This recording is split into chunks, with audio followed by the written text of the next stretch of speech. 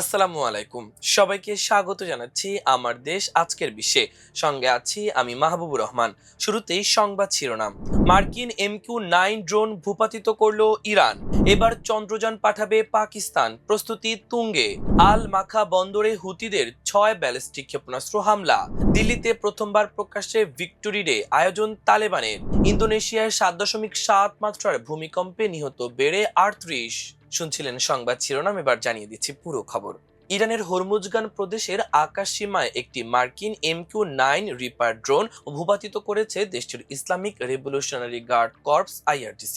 শুক্রবার ইরানের রাষ্ট্রীয় টেলিভিশনের বরাতে এ তথ্য জানিয়েছে তাসনিম নিউজ। IRGC জানিয়েছে তাদের নতুন উন্নত আকাশ প্রতিরক্ষা ব্যবস্থা ব্যবহার করে ড্রোনটি বাধা দেওয়ার পর সেটি ধ্বংস করা হয়। ব্যবস্থাটি দেশটির সমন্বিত আকাশ প্রতিরক্ষা নেটওয়ার্কের অধীনে পরিচালিত হচ্ছে বলে জানানো হয়েছে। হরমুজগান এলাকায় সাম্প্রতিক দুটি মার্কিন MQ-9 ড্রোন ভূপাতিত করা হয়েছে বলে দাবি করেছে IRGC। এর আগে গত মাসে দক্ষিণ পশ্চিমাঞ্চলীয় আহবাজ শহরের আকাশে একই ধরনের একটি ড্রোন ভূপাতিত করা হয়েছে। MQ-9 রিপার যুক্তরাষ্ট্রের অন্যতম গুরুত্বপূর্ণ দূরনিয়ন্ত্রিত ড্রোন। দীর্ঘদিন ধরে মধ্যপ্রাচ্য সহ বিভিন্ন অঞ্চলে গোয়েন্দা নজরদারি, তথ্য সংগ্রহ ও হামলা পরিচালনায় এটি ব্যবহার করা হচ্ছে। ইরানের বিরুদ্ধে যুদ্ধ করতে গিয়ে যুক্তরাষ্ট্র তাদের গুরুত্বপূর্ণ দূরপাল্লার গোলাবারুদ এবং আকাশ প্রতিরক্ষা ব্যবস্থার মজুদ অনেকটাই হারিয়ে ফেলেছে। গতকাল শুক্রবার প্রকাশিত দ্য ওয়াশিংটন পোস্টে প্রকাশিত এক প্রতিবেদন অনুযায়ী ইরানের বিরুদ্ধে যুক্তরাষ্ট্র ও ইসরায়েল আগ্রাসন শুরুর পর শুরু হওয়া যুদ্ধে যুক্তরাষ্ট্রের $130 কোটি বেশি দামের MQ-9 রিপার ড্রোনে ক্ষয়ক্ষতি বা ধ্বংস হয়েছে।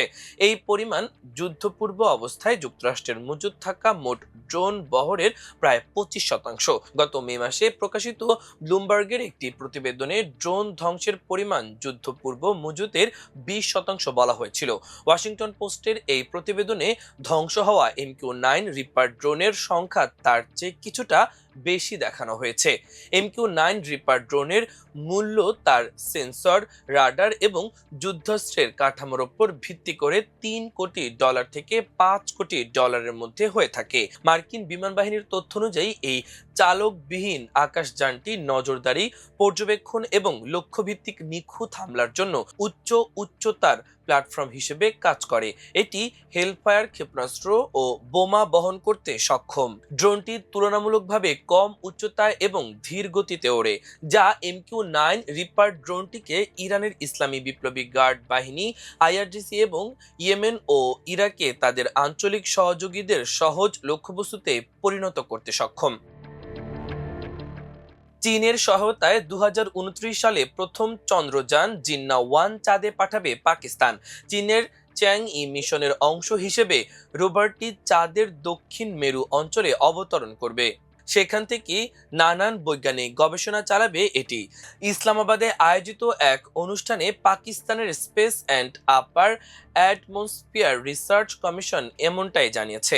তারা আরও জানান, এই চন্দ্রযানের নামকরণ নিয়ে একটি প্রতিযোগিতার আয়োজন করা হয়েছিল। সেখানে প্রায় 4000টির বেশি প্রস্তাব জমা পড়েছিল। এর মধ্যে 7 জন প্রতিযোগী এই জিন্না-1 নামটি প্রস্তাব করেন। পরে লটারির মাধ্যমে বিজয়ীর নাম ঘোষণা করা হয়। এই নাম প্রস্তাব করে বাহাওয়াল নগরের 17 বছরের এক তরুণ বিজয়ী হন। এই মিশনে জিন্না-1 চাঁদের পৃষ্ঠের ভূতাত্ত্বিক বৈশিষ্ট্য নিয়ে গবেষণা করবে, পাশাপাশি ভবিষ্যতে চাঁদ নিয়ে গবেষণার জন্য গুরুত্বপূর্ণ কয়েকটি বৈজ্ঞানিক পরীক্ষাও চালাবে। এই মিশনে বিশেষ গুরুত্ব দেওয়া হবে চাঁদের দক্ষিণ মেরু অঞ্চলকে, যেখানে দুর্গম ও অসমতল ভূখণ্ডের পাশাপাশি বরফের সম্ভাব্য উপস্থিতি নিয়ে পুঙ্খানুপুঙ্খ গবেষণা করবে এই চন্দ্রযান। 2029 সালের এই পরিকল্পিত অভিযান সফল হলে জিন্না-1 এর মাধ্যমে প্রথমবারের মতো পাকিস্তান সরাসরি চাঁদের পৃষ্ঠে বৈজ্ঞানিক গবেষণায় অংশ নেবে। চীনের চন্দ্র অভিযানের সহযোগী হিসেবে এই মিশন পাকিস্তানের মহাকাশ কর্মসূচিকে আরও এগিয়ে নিয়ে যাওয়ার পাশাপাশি ভবিষ্যতে নিজস্ব চন্দ্র ও গভীর মহাকাশ গবেষণার পথও প্রস্তুত করতে পারে, এমনটাই মনে করছে বিশেষজ্ঞদের একাংশ। আন্তর্জাতিকভাবে স্বীকৃত ইয়েমেন সরকারের সেনাবাহিনী জানিয়েছে দেশটির গুরুত্বপূর্ণ আল মাখা বন্দরে হুতিরা 6টি ব্যালিস্টিক ক্ষেপণাস্ত্র নিক্ষেপ করেছে। শুক্রবার এই হামলা চালানো হয়। আল জাজিরার প্রতিবেদনে এ তথ্য জানানো হয়েছে। প্রতিবেদনে সেনাবাহিনীর বিবৃতি উল্লেখ করা হয়। তাতে বলা হয়েছে, হামলায় বন্দরের নিরাপত্তার দায়িত্বে থাকা এক কর্মকর্তা নিহত হয়েছেন। এছাড়া 2 নাবিক নিখোঁজ রয়েছেন এবং অন্তত 8 জন বেসামরিক নাগরিক আহত হয়েছেন। ইয়েমেনের সামরিক মুখপাত্র কর্নেল মাজিদ আল নুজাইলি বলেন, খাদ্য ও অন্যান্য পণ্য আমদানির গুরুত্বপূর্ণ প্রবেশদ্বার হিসেবে পরিচিত এই বন্দরে এবং বেসামরিক অবকাঠামোয় হামলা চালিয়ে হুতিরা ইয়েমেনের জনগণের ওপর শ্বাসরুদ্ধকর অবরোধ আরোপের দৃঢ়তা প্রকাশ করেছে। আল মাখা বন্দরটি লোহিত সাগরের উপকূলে অবস্থিত এবং বাব আল মানদেব প্রণালীর কাছাকাছি হওয়ায় এর কৌশলগত গুরুত্বপূর্ণ রয়েছে। গত কয়েকদিন ধরে বন্দর ও আশপাশের এলাকায় হুতিদের হামলা ঘিরে ইয়েমেনে উত্তেজনা আরও বেড়েছে। এর আগে 9 আগস্ট মাখা বন্দরে ক্ষেপণাস্ত্র ও ড্রোন হামলায় 7 জন নিহত এবং 30 জন আহত হওয়ার কথা জানিয়েছে ইয়েমেনি সেনাবাহিনী। নতুন এই হামলা ইয়েমেনের দীর্ঘস্থায়ী সংঘাতের পাশাপাশি লোহিত সাগর কেন্দ্রিক নিরাপত্তা ও বাণিজ্যিক নৌ চলাচল নিয়েও নতুন উদ্বেগ তৈরি করছে। আফগানিস্তানের তালেবানের ক্ষমতা দখলের 5 বছর পূর্তি উপলক্ষে ভারতে প্রথমবারের মতো প্রকাশ্যে ভিক্টোরি ডে উদযাপনের উদ্যোগ নেওয়া হয়েছে। আগামী 17 আগস্ট নয়াদিল্লিতে এই উপলক্ষে সংবর্ধনা অনুষ্ঠানের আয়োজন করবে তালেবান। আফগানিস্তানের বর্তমান শাসকদের সঙ্গে ভারতের সাম্প্রতিক সময়ে বাড়তে থাকা যোগাযোগের মধ্যে এই আয়োজনকে তাৎপর্যপূর্ণ বলে মনে করা হচ্ছে। হিন্দুস্তান টাইমসের প্রতিবেদনের বরাতে জানা গেছে, নয়াদিল্লিতে আফগান দূতাবাসের চার্জ দ্য অ্যাফেয়ার্স নূর আহমেদ নূর অনুষ্ঠানের আয়োজন করছেন। এতে বিভিন্ন দেশের কূটনীতিক, বিশিষ্ট ব্যক্তি, ভারতে বসবাসরত আফগান নাগরিক এবং গণমাধ্যম কর্মীদের আমন্ত্রণ জানানো হয়েছে। 2021 সালের আগস্টে তৎকালীন আফগান সরকারকে সরিয়ে কাবুলের নিয়ন্ত্রণ নেয় তালেবান। এরপর ভারতে তালেবানের পক্ষ থেকে প্রকাশ্যে ভিক্টোরি ডে উপলক্ষে কোনো অনুষ্ঠান এবারই প্রথম হতে যাচ্ছে। সংশ্লিষ্ট একটি সূত্রের বরাত দিয়ে প্রতিবেদনে বলা হয়েছে, অনুষ্ঠানের ধরন অনেকটা 2021 সালের আগে নয়াদিল্লিতে আফগান দূতাবাসের আয়োজিত কূটনৈতিক অনুষ্ঠানগুলোর মতো হতে পারে। তবে তালেবান ক্ষমতায় আসার পর এটি হবে ভারতে তাদের প্রথম বড় ধরনের প্রকাশ্য আয়োজন। অনুষ্ঠানে ভারত সরকারের প্রতিনিধিদের উপস্থিতির সম্ভাবনা রয়েছে, তবে তারা সরকারের কোন পর্যায়ের কর্মকর্তা হবেন সে বিষয়ে এখনো নিশ্চিত কোনো তথ্য পাওয়া যায়নি। তালেবান সরকারকে ভারত সহ বিশ্বের অধিকাংশ দেশ এখনো আনুষ্ঠানিক স্বীকৃতি দেয়নি, ফলে অনুষ্ঠানে কূটনৈতিক প্রতীক ব্যবহারের বিষয়টি বিশেষ গুরুত্ব পাচ্ছে। বিশেষ করে কোন পতাকা ব্যবহার করা হবে তা নিয়ে নয়াদিল্লির অবস্থানও গুরুত্বপূর্ণ হতে পারে। ইন্দোনেশিয়ার ফ্লোরেস দ্বীপে আঘাত হানা 7.7 মাত্রার ভয়াবহ ভূমিকম্পে 38 জনের মৃত্যু হয়েছে। ধসে পড়া ভবনের নিচে চাপা পড়ে এবং মাউমের বন্দরের টার্মিনাল অবকাঠামো ভেঙে অধিকাংশ প্রাণহানির ঘটনা ঘটে। নিহতের সংখ্যা আরও বাড়তে পারে বলে সতর্ক করেছে দেশটির জাতীয় দুর্যোগ ব্যবস্থাপনা সংস্থা বিএনপিবি। বিবিসির তথ্য অনুযায়ী স্থানীয় সময় শনিবার ভোর 5টার কিছু আগে ভূমিকম্পটি আঘাত হানে।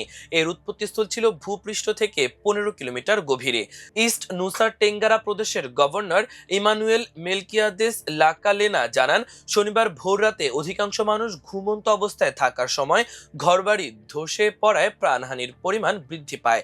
মূল ভূমিকম্পের পর এলাকায় 6.1 মাত্রার শক্তিশালী কম্পন সহ একাধিক আফটার শক অনুভূত হয়। ভূমিকম্পে সবচেয়ে বেশি ক্ষতিগ্রস্ত হয়েছে সিক্কা, মাঙ্গারাই এবং পূর্ব মাঙ্গারাই জেলা। বিএনপিবির প্রাথমিক তথ্যে সিক্কায় 3 জন, মাঙ্কারাইতে 6 জন এবং পূর্ব মাঙ্কারাইতে 5 জনের মৃত্যু নথিভুক্ত করার কথা নিশ্চিত করা হয়েছে। এছাড়া ঘটনায় বহু মানুষ আহত হয়েছেন। কম্পনের তীব্রতায় মাউমের বন্দরে ফেরির জন্য অপেক্ষারত ছাত্রীদের ওপর টার্মিনালের ভবনের কংক্রিটের ছাদ ও গ্যাংওয়ে ধসে পড়ে।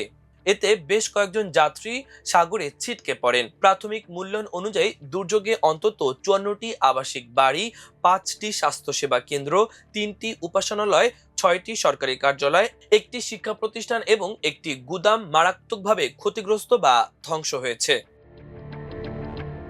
প্রিয় দর্শক, আমাদের আজকের বিশ্বের আয়োজন এ পর্যন্তই। সবাই ভালো থাকুন, সুস্থ থাকুন, আমাদের সঙ্গেই থাকুন। এতক্ষণ সঙ্গে থাকার জন্য অসংখ্য ধন্যবাদ। আল্লাহ হাফেজ।